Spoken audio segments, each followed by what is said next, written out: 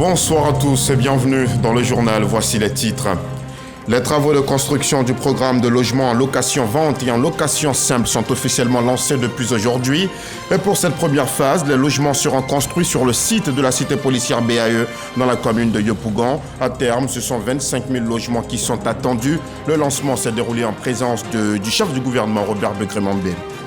Nous sommes aux portes de 2025, année électorale en Côte d'Ivoire, et comme à l'accoutumée, le président de la CEI parcourt le pays pour expliquer le processus électoral aux Ivoiriens. À Bouaké, Ibrahim Kubiar Koulibaly était face à un public composé d'enseignants, d'étudiants, de l'UFR des sciences juridiques, administratives et politiques de l'université Alassane Ouattara. Il a surtout invité ces Ivoiriens à faire confiance en la CEI. On connaît désormais la poule de la Côte d'Ivoire pour les éliminatoires de la CAN 2025 au Maroc. Les éléphants sont logés dans la poule G avec la Zambie, la Sierra Leone et le Tchad. Le tirage au sort s'est effectué aujourd'hui à Johannesburg.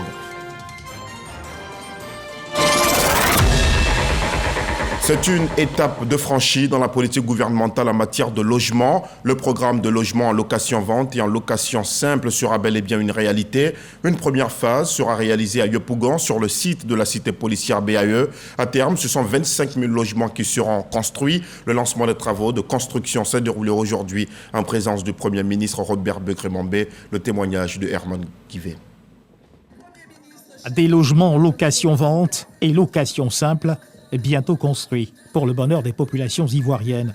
Le lancement effectif du projet s'est tenu dans la commune de Yopougon, à la cité policière BAE, en présence du chef du gouvernement, Robert Begremambe, partenaire financier du gouvernement de Côte d'Ivoire. Dans le cadre de ce projet, la Banque arabe de développement économique en Afrique, aux côtés de l'État de Côte d'Ivoire, depuis aujourd'hui 50 ans. Nous lançons avec vous le programme d'urgence de 25 000 logements pour les personnes à faible revenu. Et la BADEA se réjouit d'accompagner le gouvernement de la Côte d'Ivoire dans ce programme de développement, et ce, grâce à la décision du conseil d'administration de la BADEA d'accompagner le gouvernement avec un prêt de 75 millions de dollars, soit environ 45 milliards de francs CFA. Sur une partie du site de la BAE, dans la commune de Yopougon, qui accueille cette cérémonie, 10 hectares précisément, des logements seront construits. Le ministre de l'Intérieur et de la Sécurité, Diomandé Vagondo, se réjouit de l'initiative qui profitera aisément aux fonctionnaires de police. La construction de ces logements et leur mise à disposition des populations, dont font partie intégrante les fonctionnaires de police, répond à un triple besoin. Un besoin opérationnel, un besoin financier et un besoin administratif en ce qui concerne la police nationale.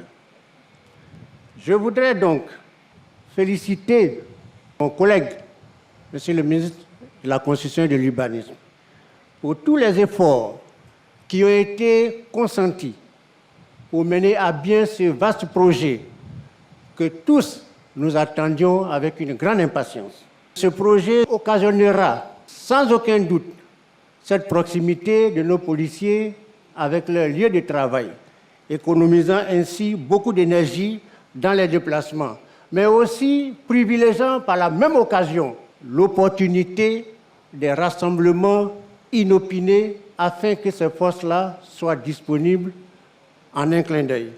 Ce projet s'inscrit dans le cadre du programme présidentiel d'accès aux logements sociaux et économiques démarré depuis 2012. 25 000 logements seront construits dans le cadre du premier projet initié en faveur de la construction de logements en location-vente et en location simple. Le gouvernement a initié le programme qui est lancé aujourd'hui, programme d'urgence de construction de 25 000 logements sociaux et économiques en commande publique, axé sur la réalisation d'immeubles collectifs au cœur des communes du Grand Abidjan et de quelques villes de l'intérieur du pays, à savoir Yamoussoukro, Bouaké, Korogo et San Pedro. La réalisation d'appartements de type R+9 à Abidjan et de type R+4 à l'intérieur du pays. Je voudrais rassurer les uns et les autres que des mesures sont prévues pour la gestion des copropriétés dans ce programme, afin d'assurer à long terme la préservation des constructions et le confort des habitants. À ce jour, le programme bénéficie de 25 hectares mobilisés dans la ville d'Abidjan, dont 10 hectares ici, à la cité policière de la BAE à Yopougon. 5 hectares à la Sikoji, zone industrielle, et 10 hectares à Koupé-Zegui, PK24.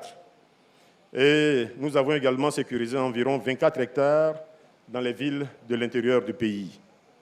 Après 30 ans qui ont vu les programmes de type location-vente et location simple réalisés par les sociétés publiques de construction de notre pays, Sikoji, Sogefia notamment, notre pays renoue avec ce dispositif qui a fait ses preuves, qui a été un succès, qui a permis à des dizaines de milliers d'Ivoiriens de se loger décemment et à un coût abordable.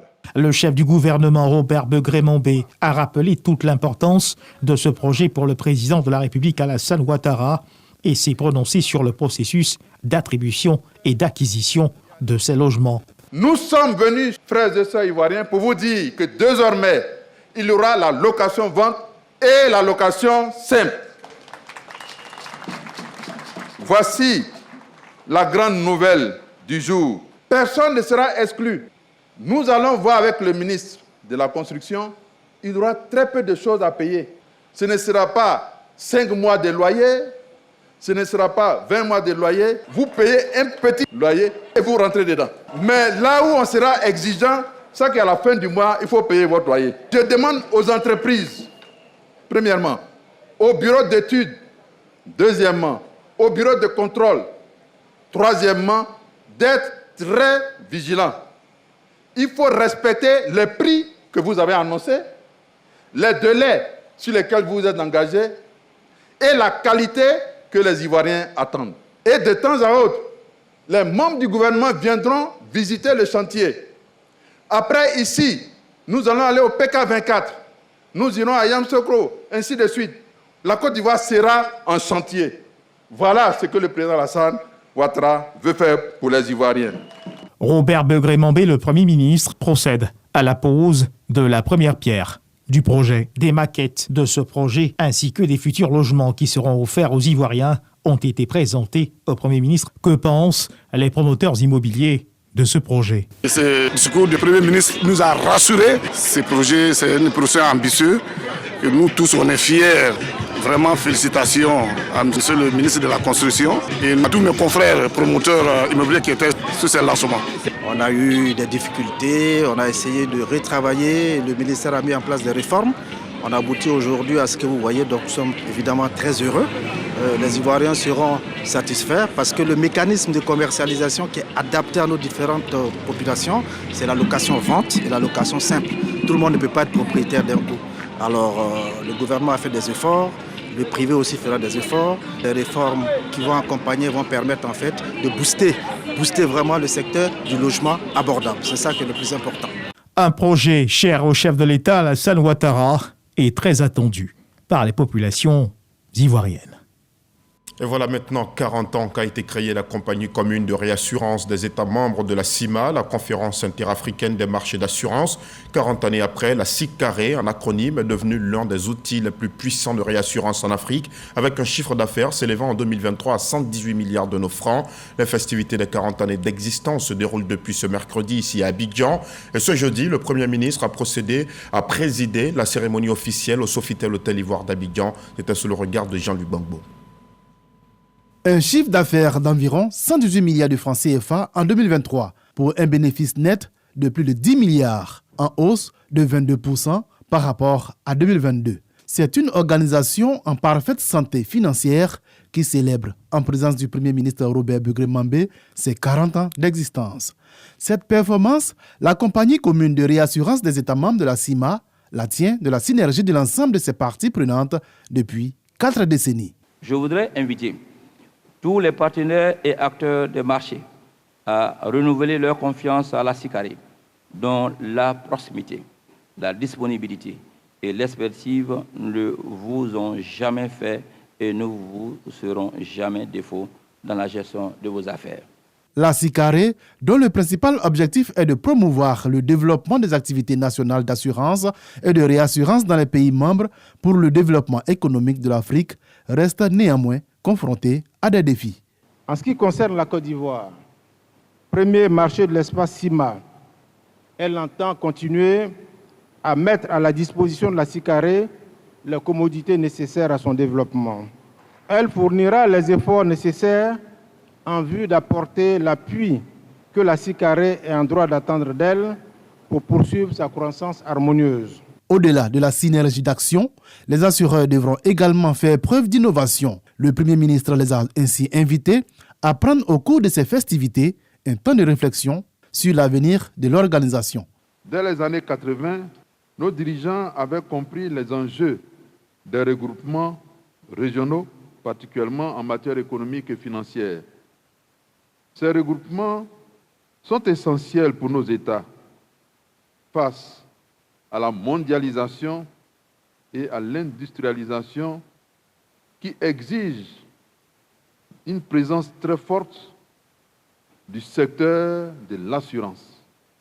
Le monde des affaires appelle à déterminer de nouveaux paradigmes pour protéger les investissements, animer la dynamique impulsée par la maturité de nos économies et assurer une adéquation permanente au réel de nos relations. Le Premier ministre a également encouragé les assureurs africains à renforcer la notion d'assurance dans le tissu social africain, de faire face au changement climatique et de s'investir dans l'assurance logement.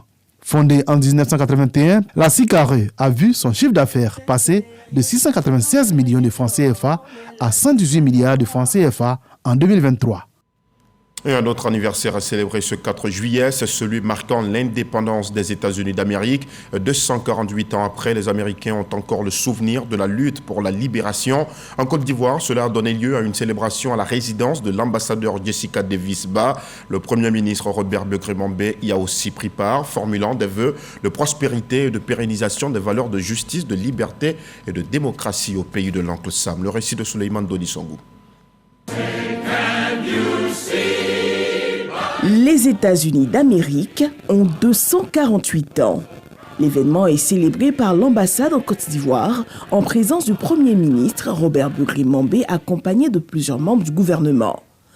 Winning Together ou Gagnons ensemble, c'est le thème choisi par l'ambassadrice Jessica Davis-Ba pour afficher la force du partenariat entre son pays et la Côte d'Ivoire. Aujourd'hui, nous sommes ensemble pour célébrer un jour important ainsi que l'amitié avec la République de Côte d'Ivoire. En investissant dans le peuple, la paix et la prospérité, nous élargissons nos partenariats avec la Côte d'Ivoire dans tous les secteurs. Grâce au travail d'équipe pour le peuple, nous sauvons des vies. Au nom du gouvernement ivoirien, Léom Adam Kakou Wadja, ministre des Affaires étrangères, encourage la mutualisation des efforts des deux États pour le renforcement des relations bilatérales. Il lance un appel aux investisseurs américains. Au regard des nombreuses potentialités dont regorge la Côte d'Ivoire, notamment en termes de ressources agricoles, minières, pétrolières et touristiques, conjuguées avec l'environnement des affaires assainies et la stabilité politique retrouvée, je voudrais réitérer notre appel aux investisseurs américains à renforcer leur position sur l'échiquier économique du pays en nouant de nouveaux partenariats mutuellement bénéfiques. Cette commémoration a vu la participation de quelques vedettes du football ivoirien. À l'image de Max Alain Gradel, ils sont venus rendre hommage à Jessica Davis pour son soutien aux éléphants de Côte d'Ivoire lors de la Coupe d'Afrique des Nations. Et c'est un reportage commenté par Alexis Ouedraogo. En 2025, nous rentrons dans une année électorale et la Commission électorale indépendante a déjà entamé l'une de ses missions, sensibiliser et rassurer les Ivoiriens partout sur le territoire quant à des élections crédibles. Un périple qui a conduit le président de la CEI à Bouaké, dans le Béquet. Ibrahim Kuibiar Koulibaly était face à un public composé d'enseignants, d'étudiants de l'UFR des sciences politiques, juridiques et administratives de l'Université Alassane Ouattara. Le reportage de Soro Corona. Le président de la Commission électorale indépendante, CEI, à l'Amphika A de l'Université Alassane Ouattara. Ibrahim Kuibiar Koulibaly prononce une conférence au public sur le processus électoral. Pour ce grand oral, le conférencier avait en face un public composé d'enseignants et d'étudiants de l'UFR des sciences juridiques, administratives et politiques. La question de l'élection n'est pas suffisamment comprise par les Ivoiriens. Et si elle est comprise, elle n'est pas bien utilisée par les Ivoiriens. En venant à l'université pour expliquer aux étudiants, au corps enseignant, au personnel administratif et technique, et finalement à toute la Côte d'Ivoire, en le faisant, il fait œuvre de la science qui nous est chère, œuvre de pédagogie. Dans un cours magistral, le président de la CEI a mis sur la table le processus électoral en Côte d'Ivoire, de l'inscription sur la liste électorale à la proclamation des résultats en passant par la perte de la qualité d'électeur, de la révision de la liste électorale et du jour du scrutin. Tout est passé au peigne fin. Il est bon que je vous précise ce qu'on reproche très souvent à la commission électorale indépendante. Oui, la commission électorale indépendante, ils sont nommés par le président de la République, c'est pas vrai. La loi dit que le président de la République a un seul représentant. Le ministère de l'Intérieur a un représentant. Le Conseil supérieur de la magistrature a un représentant. Les partis politiques ont, pour ce qui est de l'opposition, ont 5 représentants. Pour le parti au pouvoir, ils ont 4 représentants. Et la société civile a 6 représentants. Voilà. Et chacun d'eux désigne quelqu'un. Ibrahim Kubiye Koulibaly demande aux Ivoiriens de faire confiance à la commission électorale indépendante en s'inscrivant sur la liste électorale. Ces conférences publiques de la CEI vont se multiplier sur l'étendue du territoire national afin de sensibiliser les populations pour des élections apaisées. Et dans le dossier politique de ce 23h, nous nous intéressons à l'Institut de formation politique Amadou Gon Coulibaly. Cette école qui forme depuis sa création en moyenne 60 auditeurs par promotion. Ambition d'offrir à la Côte d'Ivoire une nouvelle génération de femmes et d'hommes politiques dont le combat repose uniquement sur les idéologies politiques. La rédaction a rencontré quelques-uns d'entre ces jeunes leaders. C'est un dossier signé Sidonie Davila.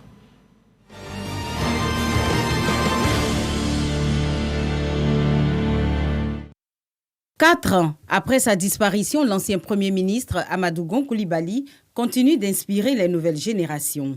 En hommage à ce grand homme, une école de formation a vu le jour en 2021. L'Institut de formation politique Amadou Gon Coulibaly, AGC. Il s'adresse à des jeunes de 18 à 35 ans qui ont un niveau Bac plus 2 au minimum, qui s'intéressent à la vie politique ou à la vie associative. Bintou Diarra, membre de la société civile et déléguée de la 3e promotion de l'Institut AGC. Sa formation acquise dans cet établissement d'élite est partagée au cours de cette rencontre de Toastmasters. Ici, nous formons des personnes qui doivent pouvoir s'améliorer en termes d'art oratoire et de leadership. J'ai décidé de m'intéresser à la vie politique, notamment du volet société civile. Donc c'est une complémentarité entre ce que je fais à Toastmasters International et la formation que j'ai reçue à l'Institut de formation politique Amadou Gon Coulibaly qui m'aideront certainement à pouvoir implémenter correctement le projet que je veux faire dans le sens de l'amélioration continue de notre vie politique. Cette école est un véritable creuset dédié à la formation des leaders de demain. Ce jeune juriste, prix national d'excellence 2023, incarne cette jeunesse prometteuse. Un juriste qui doit être une personne très avertie des questions du monde, bien sûr a toute sa place à l'Institut de formation. Aujourd'hui, contrairement à ce qui se passe en France, on n'a pas l'impression qu'on choisit des projets ou des programmes de société, on choisit des individus, des personnes. Si les jeunes Ivoiriens s'intéressent à cette formation, ils comprendront que l'intérêt et l'accent doit être mis sur ce qui est bien pour le pays, c'est-à-dire le projet de société. Koné Mamadou est aussi leader dans son parti. Le président des jeunes du RHDP, tout comme certains membres de son équipe, a bénéficié de cette même formation qui a aiguisé ses connaissances en politique. Aujourd'hui, les jeunes adhèrent généralement à des partis politiques parce qu'ils ont leurs grands frères, leurs devanciers, leurs parents qui sont déjà membres, alors que l'Institut nous a permis de comprendre plus ou moins les idéologies qui incarnent les différents partis politiques et qui peuvent amener les jeunes à s'engager dans un parti X ou Y. Pour être une bonne graine pour notre parti, nous avons décidé de nous former afin de mieux servir notre parti. L'Institut AGC forme chaque année une 60aine de jeunes issus de divers bords politiques. Le fait que cet institut dépasse ses clivages politiques, arrive à quand même avoir une certaine indépendance vis-à-vis des affiliations politiques, c'est vraiment quelque chose à féliciter parce que ça permet l'amélioration des idées politiques et j'allais même dire ça permet d'évoluer vers l'élévation du débat. Le fait de voir la diversité à l'Institut Amadou Gon Coulibaly est une fierté. La Côte d'Ivoire de demain doit être plurielle. Les leaders universitaires ou les leaders des partis politiques doivent venir se faire former. Ça doit être un critère pour tous les partis politiques. Cette formation-là, vraiment, elle a été enrichissante dans la mesure où c'est des formateurs de qualité que nous avons vus ici, avec qui nous avons partagé quand même de beaux moments. De la théorie à la pratique, la formation politique dans cet institut, qui ne dure que 6 mois, propose des modules complets et adaptés aux besoins des leaders. On leur donne des notions sur la science politique, sur le leadership en communication. Ils font des ateliers pratiques. Et en plus de cela, on fait des sorties, on rencontre les différentes institutions en Côte d'Ivoire pour qu'ils connaissent mieux comment ça fonctionne. Les anciens élèves de l'Institut AGC sont déjà actifs sur le terrain et ne tarissent pas d'éloges quant à l'impact de cette formation sur leur développement personnel et professionnel. Ça a été un déclic pour moi parce que après mon passage à l'Institut, j'ai été beaucoup plus impliquée dans les affaires de la jeunesse au point où j'ai été quelque temps après nommée dans le nouveau bureau de l'Union des jeunes du RHDP où je suis vice-présidente. Donc c'est dire que la formation a eu vraiment un impact positif sur ma vie politique. Ces jeunes-là qui, lors des échéances électorales, s'affrontent à la machine. Quand on vous apprend qu'est-ce que c'est qu'une nation, c'est quoi le patriotisme, je pense que ça change carrément la donne. Ce qu'on pensait, en fait, ce n'est pas ça. Donc, pourquoi pas, si on doit étendre cette formation à tous les jeunes, je pense que ça nous évitera beaucoup de choses dans l'avenir. L'Institut AGC incarne aujourd'hui l'espoir et la renaissance d'une génération de jeunes leaders déterminés à perpétuer les valeurs de leurs mentors. C'est d'abord la rigueur et le travail. C'est l'engagement et la loyauté. C'est la défense de ses convictions et l'honnêteté, puis le désintéressement face au matériel. Puis tout le monde a vu qu'Amadou Gon Coulibaly était très rattaché à ses valeurs familiales, à ses valeurs culturelles. Donc cela, nous voulons que les jeunes que nous formons ici puissent s'appuyer sur de telles valeurs. À travers cette formation politique, ces jeunes apprennent les rudiments de la politique et du leadership, que ce soit des militants de différents clivages politiques ou de représentants de la société civile. Tous partagent une ambition commune, être une nouvelle génération de leaders pour contribuer positivement à l'évolution de la Côte d'Ivoire. Et c'est bien sûr tout le mal que nous pouvons leur souhaiter. Dans le reste de l'actualité, bientôt l'INPHB de Yamoussoukro va se doter d'une nouvelle cité universitaire de 1194 lits. Un projet d'envergure financé par un prêt souverain de l'État ivoirien auprès de l'AFD, l'Agence française de développement. Elle sera construite sur une superficie de 9,5 hectares et va porter la capacité d'accueil totale de l'établissement à 4202 lits. Pose de la première pierre en présence d'Adama Diawara, le ministre de l'Enseignement supérieur et de la recherche scientifique. C'était lundi dernier. Charles Tatou. La nouvelle cité universitaire de l'INPHB, disposant de 1194 lits, sera bâtie sur une superficie de 9,5 hectares. Les travaux de construction coûteront une somme globale de 16 milliards de francs CFA, dont plus de 3 milliards 651 millions de francs CFA pour le financement de la première phase. Ce projet s'inscrit dans le programme de modernisation et de renforcement des capacités de l'INPHB intégrant des financements du CDD. Nous croyons fermement que ces efforts contribuent fortement à renforcer le rôle de l'INPHB aujourd'hui comme un moteur clé pour la relance économique et technologique de la Côte d'Ivoire. Celle-ci également s'inscrit dans l'ensemble des actions justement que vous faites au service du développement de notre système d'enseignement supérieur et de recherche scientifique. Le ministre de l'Enseignement supérieur et de la recherche scientifique explique la nécessité de renforcer les capacités des cités universitaires. L'INPHB, en tout cas les sites de Yamoussoukro, a actuellement 3830 étudiants, alors que les deux cités existantes font en tout 3008 chambres. Alors, ce qui fait que la direction de l'INP a été obligée de loger des étudiants de première année et même certains étudiants de deuxième année à deux dans des chambres normalement individuelles. Et même à loger certaines étudiantes dans une cité appelée Cité Blanche qui est hors de l'INPHB. Donc vous comprenez bien que le nombre de lits disponibles n'est pas suffisant pour accueillir la totalité des étudiants de l'INPHB. En plus d'une nouvelle cité, l'INPHB bénéficiera d'un laboratoire d'innovation qui sera implanté au centre d'excellence africain. Le ministre Adama Diawara a posé également la première pierre de cet édifice. Et la finale de la Grande Dictée s'est tenue le samedi 29 juin 2024 ici à Abidjan, une 5e édition organisée par l'association Aquabaculture qui a donné 3 gagnants de ce concours national. L'objectif est de rapprocher la population ivoirienne du livre, de la lecture, mais aussi de la culture africaine. Mariam Sangaré, Didier Nguessan. National du plateau, ces candidats prennent part à la finale de la Grande Dictée organisée par Aquabaculture.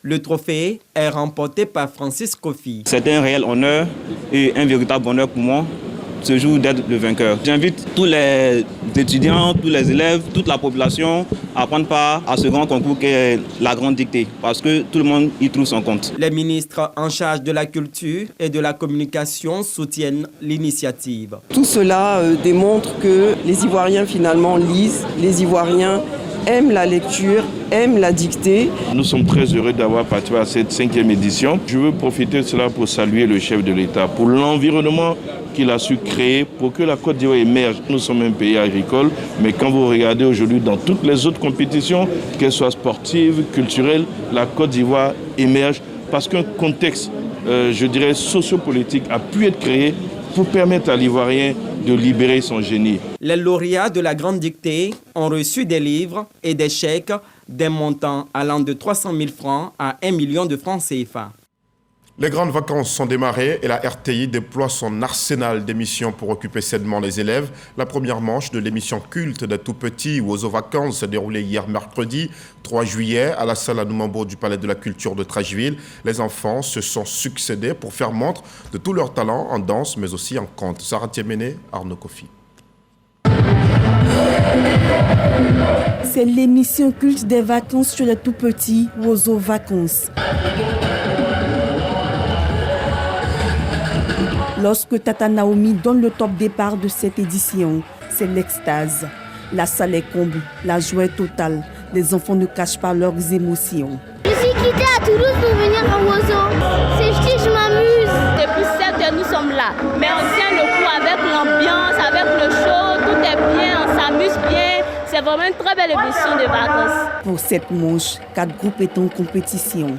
Des playbacks en passant par les contes et les danses du terroir, les différents groupes ont fait montre de leur savoir-faire.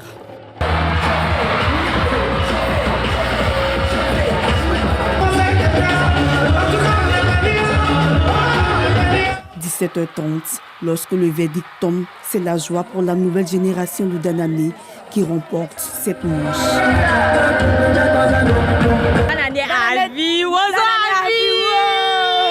J'étais venue pour personne à la base et je suis venue, j'ai vu une équipe d'âne, quelque chose là, et franchement ils ont été magnifiques. Nous avons supporté Botro, mais malheureusement ça n'a pas marché. Donc à l'année prochaine, nous sommes sûrs que nous allons gagner.